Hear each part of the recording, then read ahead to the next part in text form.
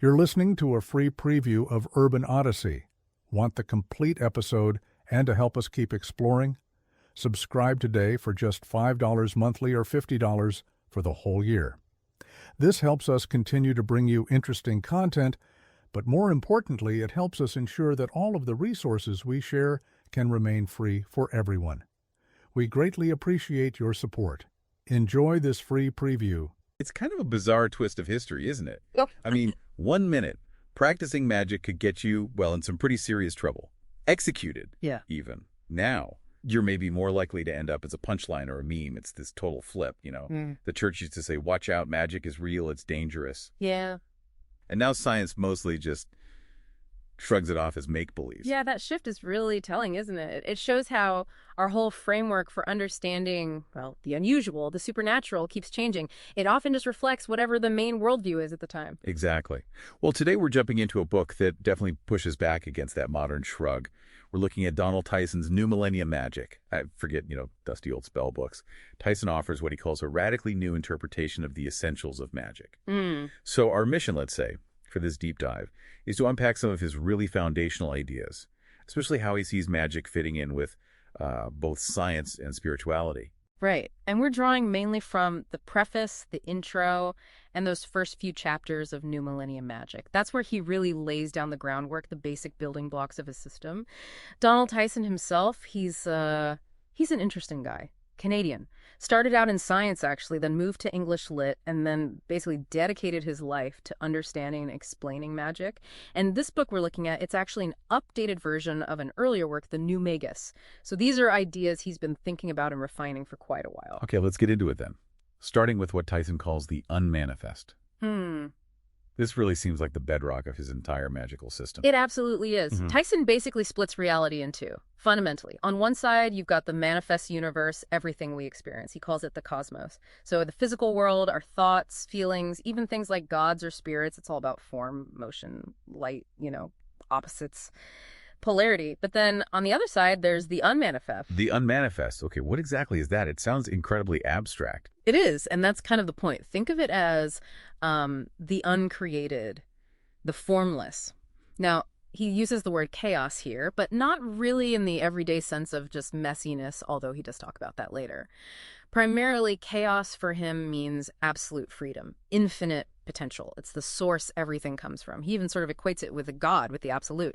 The main thing is the unmanifest in its pure state doesn't have any qualities we can actually grasp or imagine. So it's like the ultimate nothing, but also the ultimate everything potential. Exactly. That's a good way to put it. The ground of being, before being, actually took shape. And yeah, he does acknowledge that within the manifest world, chaos can take on that negative meaning, disorder, forces opposing structure, sometimes seen as evil. But he's careful to separate that from the primary meaning, the unmanifest as the source. Okay, got it. So form and formless, how do they connect, interact? He mentions a veil of unknowing. The veil. Yeah. It's the interface. The boundary, maybe.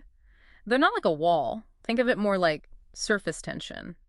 Or maybe the present moment that separates past and future. It doesn't really have dimensions itself.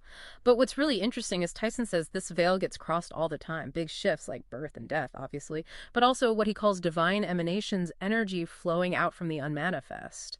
Those are ways the boundaries crossed. Okay, here's where my brain starts to stretch a bit. He says the entire unmanifest is present in every single point of the manifest universe. How does that even work? Yeah, it's a big one. Think potential again. Like a tiny seed holds the potential for a huge tree, right? So every point in the cosmos, no matter how small, contains the complete undifferentiated potential of the unmanifest. To help picture this, he uses the torus model. The donut shape. The surface of the donut is the cosmos, the manifest universe, always changing, flowing. And that hole in the middle, the dimensionless center, that's the unmanifest, that absolute potential. And he connects this to Stephen Hawking. That's quite a leap from magic to cosmology. He does. He notes it's similar to Hawking's earlier spherical model of the universe, but he also critiques it. He says Hawking saw the Big Bang and the Big Crunch as like separate points in time. Tyson argues they're actually the same point, that central void in the torus, and really there's only one fundamental point in all of creation, and somehow, paradoxically, it's everywhere at once. Okay, wow. So if the unmanifest is this ultimate source of potential, how does that link directly to doing magic. Right, this is key. Tyson basically says the unmanifest is where all magical power comes from. It's raw potential. It's not good or evil in itself, just power.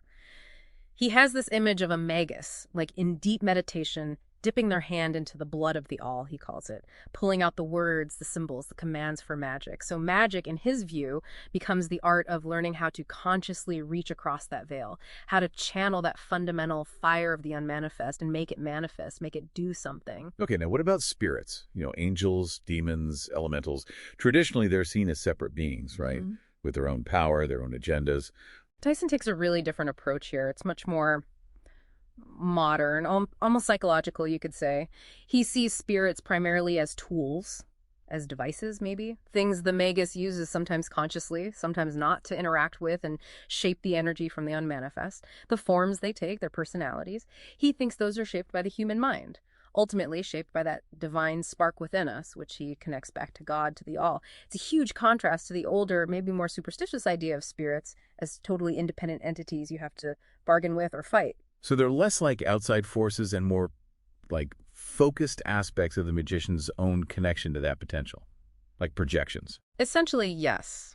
That's a good way to think about it. Projections or focus constructs. And he even touches on reincarnation briefly. He offers a view that's a bit different from common Eastern ideas, too. Tyson suggests that our divine spark, since it's already part of the all, doesn't necessarily need to keep crossing back and forth over the veil after death, in the way we usually imagine reincarnation. He kind of sees the ego, our personality, as more temporary, calls it a worm, I think. And the cycle of life and death is more about life experience returning to the unmanifest, not necessarily individual souls endlessly repeating. Okay, fascinating. So that's the unmanifest. Yeah. Next up, he talks about creation. How does he describe the universe actually coming into being from this formless potential? Yeah, he lays out this 10-stage process. It's like an unfolding sequence of desire within the unmanifest, moving from that state of pure all-nothing, step by step, towards actual substance, the material world. It's this neat numerical progression. Starts with stage 0, the first stirring of desire, then stage 00, realizing all is all. And then, still stage 0, the perception all is light, showing how key light is right from the start. Then comes stage 1, the first hint of self-awareness, I am all, followed by stage 2, distinguishing oneself, I am I. And then stage 3, establishing a third perspective, which leads to the concept of distinction itself. Okay, so it's like steps emerging out of unity, separateness developing. Exactly, and it keeps going. Stage 4 is dimension. Stage 5 is form, the idea of inner and outer. Then a really crucial one, stage 6, choice. The possibility of different paths, different viewpoints, that leads to stage 7, affirmation. The fundamental yes, the act of choosing to be. And immediately, its opposite, stage 8, negation. The no, the drawing back, the refusal. And how do those opposites get resolved to actually create, well, stuff? Through stage 9, reconciliation. It's about balancing those opposites, understanding that things like good and evil aren't just separate boxes, they're connected. It transcends simple duality. And finally, all these abstract relationships and ideas condense into stage 10, substance, the physical universe we know. And Tyson stresses this isn't just some story about the Big Bang long ago. He sees this 10-stage process as the underlying mechanism for all manifestation, always happening, like how an idea becomes real or how anything complex develops. You could probably see echoes of it everywhere. Wow. From nothing to everything in 10 steps. Yeah. Driven by desire. That's Yeah, quite a model. Mm. Okay, let's move on to light. You mentioned it was key right from the start. It seems really central in his system. Oh, absolutely. For Tyson, light is basically the purest, most direct way the unmanifest's will shows up in our universe. He describes it as this incredibly bright, awesome radiance, like a star, maybe, but without a fixed shape, just permeating everything. He even points to things like, Saul on the road to Damascus in the Bible, or descriptions of Christ's transfiguration. He sees those as examples of encounters with this fundamental light. So it's not tied to one religion. It's a universal thing. Precisely. He really emphasizes that it pops up across cultures, across time. But he also clarifies something important. The light our physical eyes see, that's just a reflection. It's like a diluted version of the real thing, the true divine spirit, which would be too intense, too pure for us to handle directly. For the magus, seeking that direct experience of light is a huge goal. It's seen as a path to, transcendental wisdom.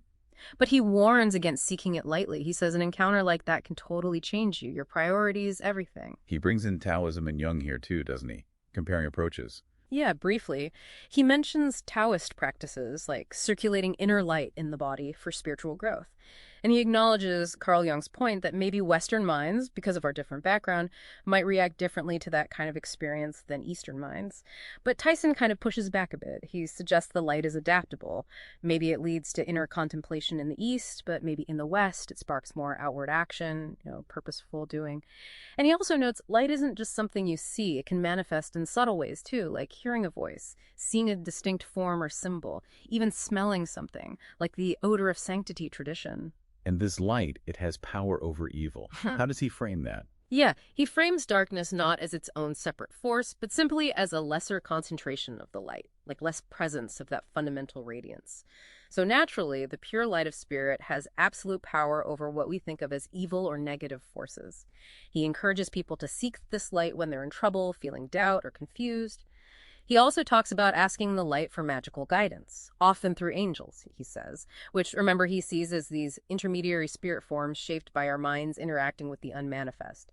He does draw a line between this good light and something he calls a black light associated with negative forces, acknowledging they both come from the same ultimate source but have opposite qualities when they manifest. And crucially, he stresses that developing an innate sense of goodness within yourself is important to attract or align with a positive light. And he differentiates this inner sense from just, following society's rules about what's good or bad. Okay, that's light. Now, serpentine, that word immediately makes me think of snakes, obviously, but also flowing movement, waves. Exactly. Tyson uses serpentine motion to describe the most primal pulse of desire coming from the unmanifest. It exists before even self-awareness develops. Think of a wave moving across water. The wave travels, but the water itself doesn't necessarily move forward linearly, right? He uses the analogy of how a serpent moves, that undulating motion. There's movement, but not necessarily a change in location. He also connects it to that ancient symbol you see everywhere, the wavy line, the undulating line in art. So it's like a really basic, fundamental kind of stirring, almost pre-movement movement. Yes, exactly. A fundamental yearning, an impulse trying to become something. He also uses a pendulum analogy. You know how it swings up, pauses for a split second at the top? Tyson suggests that in that pause, the motion kind of crosses the veil, becomes pure potential in the unmanifest before swinging back. And interestingly, he even mentions the biological discovery of how tiny organisms, flagellates, move with a spiral motion, suggesting that what looks like simple back and forth might actually be this more fundamental spiral, this undulation at a micro level. The big idea here is that this wave motion and everything that comes from it actually exists outside our usual ideas of time and space. Our perception just limits how we see it. And this serpentine motion, it defines a point but never quite becomes a fixed point. That sounds a bit tricky. It is a subtle point, yeah. He says the wave defines the area around a point. It creates a focus of energy, but it never settles into being a static single point itself. It's like it's always reaching, always desiring form, but never quite blocking into it. He describes the unmanifest as being filled with countless waves like this, these desires yearning for awareness, but initially stuck because basic distinctions like left, right, up, down don't even exist yet. Okay, so how does understanding this serpentine stuff help a magus, practically speaking? Because, Tyson argues, everything in the manifest world runs on these rhythms, these pulses. Effort, then rest. Action, then reaction. Ebb and flow. So if you understand that, the magus can direct their will more effectively, not by pushing constantly, which he thinks is futile, but by applying their will in focused bursts, timed correctly, aligning with the natural rhythm. He gives examples like knowing the right moment to act in, say, politics, or letting an opponent wear themselves out before you make your move. The key is calculated action, working with the pulse, not just reacting emotionally all the time. Right, makes sense. Okay, last core concept for today. The circle. Circles are everywhere in magic, aren't they? What's Tyson's take? Tyson sees the circle as that primal serpentine pulse we just talked about, but now turning back on itself, the wave enclosing itself. He points to symbols like the Ouroboros, the snake eating its tail, or the yin-yang symbol. These show that contained wave, that circular motion representing balance, containing opposites. Fundamentally, the circle is about a boundary, dividing inside from outside, creating equilibrium. And he stresses this primal urge to form a circle happened before space and time as we know them. It was like a natural turning away from infinite nothingness. So way more than just drawing a circle on the ground. Oh, definitely. While we use circles to symbolize totality, wholeness, Tyson clarifies that's only true within the manifest universe. The unmanifest, being the source, is outside all circles. It's unbounded. Now, on a personal level, he suggests our personal universe, everything we can perceive or interact with, is like the biggest circle we can conceive. And within that, there are smaller circles representing levels of our control or influence. The very center, he says, is our perceived self, but even deeper is the true self, which we usually don't perceive directly. And how does the classic magic circle, the one used in rituals, fit into this? The ritual circle is a practical application of this boundary principle, according to Tyson. It's a symbolic wall. It defines an ordered space, keeping out unwanted influences, the chaos from outside. He compares it to everyday magic circles we might not think about. Our own skin, our aura or personal space, animal territories, even country borders. They all define an inside and an outside. In ritual, the main goal is to create this temporary little world, a microcosm, where the magus is in charge, like the central god of that space. It helps focus will and keeps distractions out. He does warn about breaking the circle mid-ritual because you've basically defined the edge of your focused power zone. Rituals often involve purifying the circle space and maybe creating a specific opening, a magical aperture for energy to flow through. And while you can have permanent circles, like Stonehenge maybe, or drawn ones like witches traditionally use, Tyson really emphasizes that the physical circle is just a model. The real magic circle is the one you create in your mind, in your imagination, charged from your own inner center with your own intent. That's cool. Yeah, that puts a different spin on it. Okay, so let's quickly recap. We've gone through Tyson's core ideas, the unmanifest potential versus the manifest cosmos, his 10 stages of creation, the absolute importance of light, the underlying pulse of serpentine motion, and the circle as this principle of boundary, balance, and focused will, both cosmically and personally. Exactly. And what's really striking about New Millennium Magic is how Tyson tries to take these ancient mystical ideas and frame them in a way that feels, well, modern and surprisingly logical within its own context. So here's something for you, the listener, to maybe chew on. Think about these ideas in your own life, that interplay between form and formlessness, potential and actuality. The rhythms you notice in your energy, your projects, your relationships, the boundaries you set up, consciously or not. How might looking through this lens reshape how you see reality and your own place in it?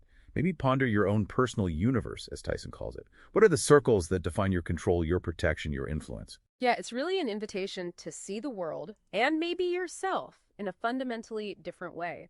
And look, if this conversation has piqued your interest, we definitely encourage you to check out Donald Tyson's New Millennium Magic itself or related writings. There's clearly a lot more to explore in these fascinating concepts. This concludes the free preview version of this episode. We hope you will consider subscribing to Urban Odyssey.